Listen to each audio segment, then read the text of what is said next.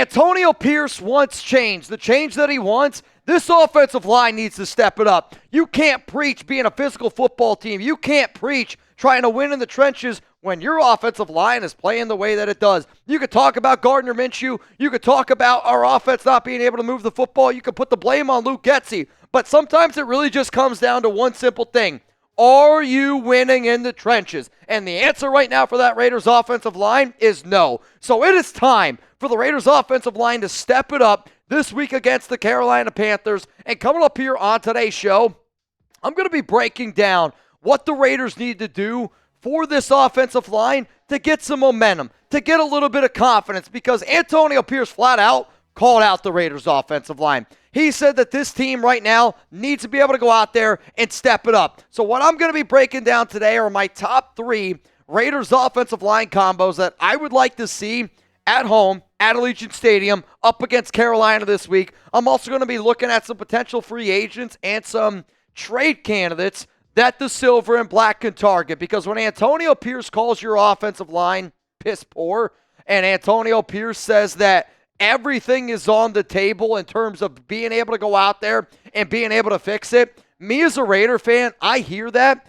and when AP talks, I listen. Why? Antonio Pierce to me has earned that respect of when he takes the podium and he starts talking, I listen. It's not a Josh McDaniels type of thing. So when AP said that the struggles of this Raiders offensive line are not on Zamir White, that is him looking at that offensive line and challenging them this weekend.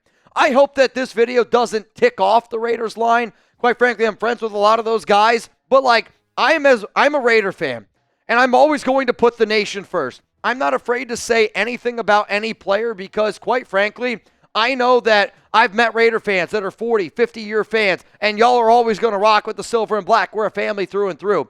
But at the end of the day, also, I got to be able to sit up here and give my honest opinion. And I can't believe how bad this offensive line has been. Quite frankly, you can make the argument it's been the worst offensive line in the National Football League. So coming up here on today's show, I hope I light a fire. I hope that if Antonio Pierce puts this show on a bulletin board and says, fire somebody up, I'm okay with it, because I know I'm not the only one that feels this way. So here's your opportunity to be honest. And I know this, I'm a loud person.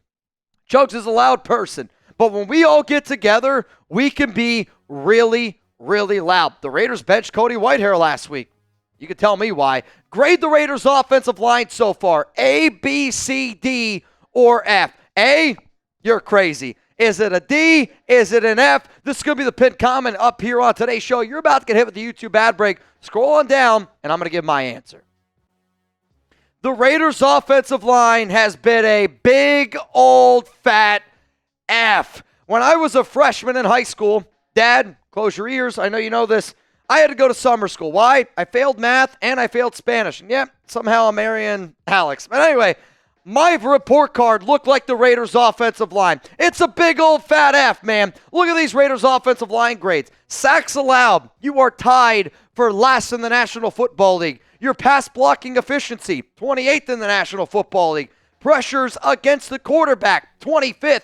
Your PFF run blocking grade, 31st in the league. When you look at a lot of these numbers, and the fact that we're not 0-2 is shocking to me, because if you would have told me our offensive line would be this bad through the first 2 weeks of the season, and we're going up against the Los Angeles Chargers and the Baltimore Ravens, I'd sit up here and I go, we're 0-2 right now. The Raiders offensive line grades from top to bottom hasn't been good, besides Dylan Parham. Dylan Parham has got a 79.7 overall PFF grade. The number that you see in parentheses is where they rank in terms of the position that they're playing. So Parham has been the 6th best offensive guard out of 68. Colton Miller, I'll tell you this right now, he better be kissing the feet of PFF to give him a 69.7 because he's given up 5 sacks. But look at Thayer Munford, Cody Whitehair, Andre Drain, Andres Pete. We are talking about some of the worst offensive line play that you've seen in the NFL this season. And here's what I'm going to say to the nation. I know we get a lot of people that do a lot of crazy stuff here, but we got to get something different here. If you expect more out of the Raiders offensive line, I want you to click that like button, because I don't know if it's a talent thing. I don't know if it's a scheme thing. I don't know what it is right now, but what I have seen on the field, it's pathetic. It's, in the words of our head coach, piss poor. And the Raiders' offensive line so far has been piss poor. Coming up here on the show, I'm going to give you my top 3 Raiders offensive line combos that I want to see up against the Carolina Panthers. And we're going to have a little bit of fun with it. I'm going to show you one that I literally have titled as Eff It. Let's go with this offensive line. Before I show you what offensive line that I would roll with up against the Carolina Panthers, if you don't know what Prize Picks is, hey, you need to listen up, because I can tell you this right now. I play Prize Picks every single Thursday night football game, college football game. I've been starting to do a little bit more Sunday night football, Monday night football. For me personally, if I know I can sit down and watch a game, and I can sit down and watch that game with Alex, she's involved in the game, she's interested in it, and that to me is a win-win. Go to prizepicks.com/CLNS and make sure that you use code CLNS. Prize Picks is America's #1 daily fantasy sports app with over 5 million active members. Prize Picks is the easiest and most exciting way to play daily fantasy sports. All you do is pick more or less on 2 to 6 player stat projections and watch the winnings roll in. Download the Prize Picks app today at prizepicks.com/CLNS and use code CLNS and get $50 instantly when you play $5. That is code CLNS on Prize Picks to get $50 instantly when you play $5. You don't even need to win to receive the $50 bonus. It's guaranteed. Prize Picks, run your game. So one of the picks that we could do for this week is Brock Bowers, more or less 41.5 receiving yards up against Carolina. I stuttered there for a second because I keep seeing Carr, and Carr I can't even put on screen. But would you go with more or less than 41.5 receiving yards for Brock Bowers? I think everybody watching the show right now goes, yeah, I'm probably going to go more on that route. My point is, if you're watching this game right now, Alex has Brock Bowers on her fantasy team. So when Alex and we sit down, obviously I can't watch Raiders games with her, but when she watches the game, she goes, she's on Prize Picks. She's always rooting for Brock Bowers. So for her, she's watching more Raiders football. If you're a dad out there, if you're a man, even if you're a mom and you want to get your kid involved in football and you want them to watch a little bit more, sit down, get a little Prize Picks action. I'm telling you right now, they're going to love the game. They're going to want to learn about it a little bit more. When you do this type of stuff, it's not just you trying to win money. And don't get me wrong, I love winning money. It's nice. I woke up this morning, I had $16 extra in my Prize Picks account simply because I did the more or less on Jalen Hurts last night, and they had a special deal on it. But I also love doing it because Alex wants to watch football. That's a crazy thing to me. It is a win-win situation. I get to watch football with Alex. I get to try to win some money. And all you got to do this is go to prizepicks.com/CLNS. Again, that is code CLNS. Simply, you can click the link that's down in the comments and in the description of today's show. I love playing Prize Picks because, quite frankly, I feel like every single time I do it, it's a win-win situation. But I only do it when there's games that I can sit down and watch because daily fantasy sports is made to be fun. And when I watch the game, I want to have a good time. I want to be able to cheer on my team. And when it's the Raiders, call me crazy, I usually always go more. So here we go. Antonio Pierce called the offensive line piss poor, and everything is on the table. So what you're going to see here is some of the Raiders' offensive line combos that I would roll with up against the Carolina Panthers. If you want to know what offensive line that I would start against the Panthers, this is the offensive line that I'm going to go with. And some of y'all are going to look at this and go, well, there's not really anything changed. I'm going Colt Miller, Cody Whitehair, Andre James, Dylan Parham, and Thayer Munford.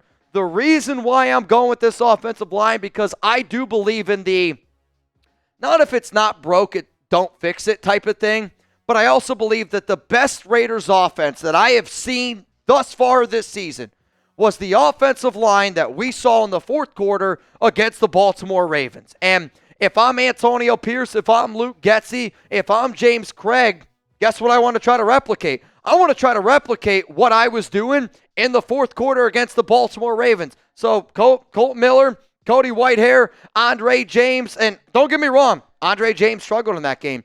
Cody Whitehair wasn't great, but the Raiders got that momentum going in the fourth quarter. I want to see the offense that I saw in that fourth quarter. So to me, the way that you do that is you put that offensive line that was playing that game against Baltimore, you put them back out there on the field of Carolina.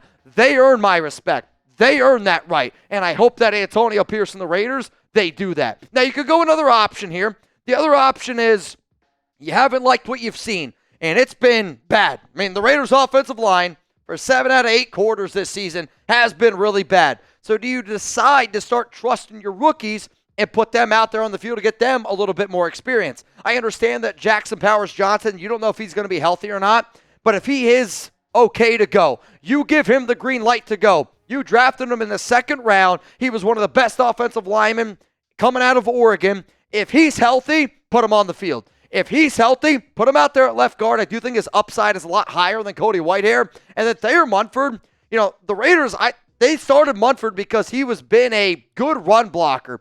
Munford has been a liability in the running game. And then last week he gave up 2 sacks. So I know DJ Glaze is a player that, saw some good, saw some bad of this offseason. And, it's growing pains as a rookie.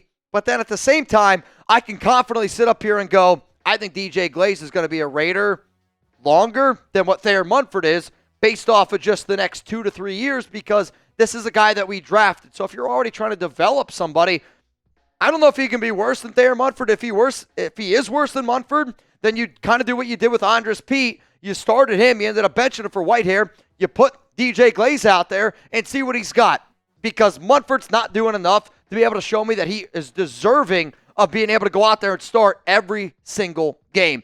Let's go to the final offensive line combo. This is the one that I like to call the Eff it. Let's try it. Like, if you get to a point as an offensive line coach as a team where you're like, I don't know what else we can do. We got to go out there and we got to roll with an offensive line. Here's my Eff it. Let's try it. Now, I'm not saying this is one that I would try. Again, this is the offensive line. The first one that I showed you is the one that I would go with. But Jordan Meredith at left guard, when you go back and you watch the tape in the preseason, Jordan Meredith might have been the best Raiders offensive lineman that played, and he was great in pass blocking, he was great in run blocking, and I know when you hear that name, it doesn't inspire a lot of confidence, but it's also about scheme fit. It's also maybe he's the best offensive lineman with James Cregg. Maybe he's the best gamer right now in this scheme. Andre James has been the worst starting center in the National Football League. Let me say that again.